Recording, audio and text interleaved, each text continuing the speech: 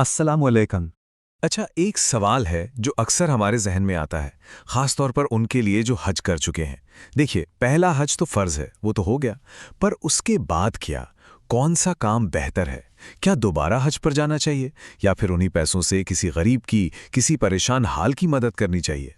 तो इस सवाल का जवाब हमें मिले उससे पहले ना एक बहुत ही बेसिक, एक बुनियादी बात को समझना जरूरी है।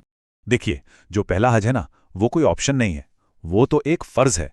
मतलब हर उस मुसलमान पर यह लाजिम है जिसके पास इसे करने की ताकत हो, साधन हो, और यही वो बुनियाद है जिस पर हमारी आज की पूरी बात टिकी है। ये एक ऐसा फर्ज है जिसे पूरा करना ही करना है। तो ठीक है, पहला फर्ज तो अपनी जगह है, वो तो हो गया, लेकिन उसके बाद असली सवाल तो अब शुरू होता है। हमारी प्रायोरिटीज क्या होनी चाहिए?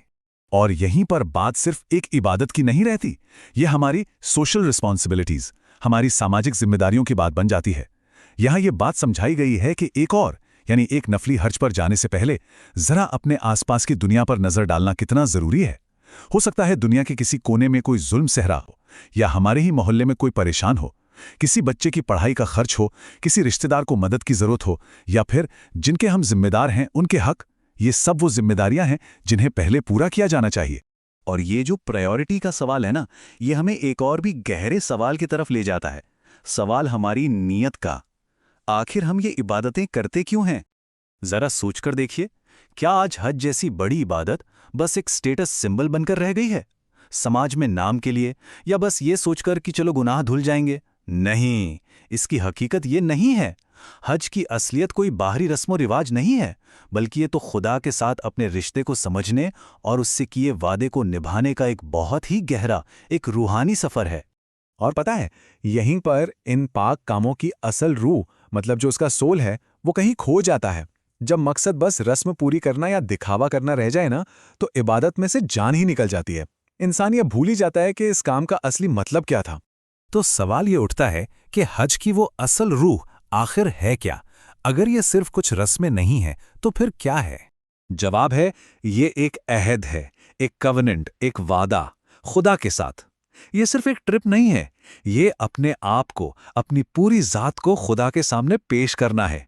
ये इस बात का ऐलान है कि आज से मेरी जिंदगी शैतान के खिलाफ, मतलब हर बुराई के खिलाफ एक जंग की तरह होगी। ये एक नई शुरुआत करने का पाक वादा है। और इस वादे की ना एक फिजिकल निशानी भी है।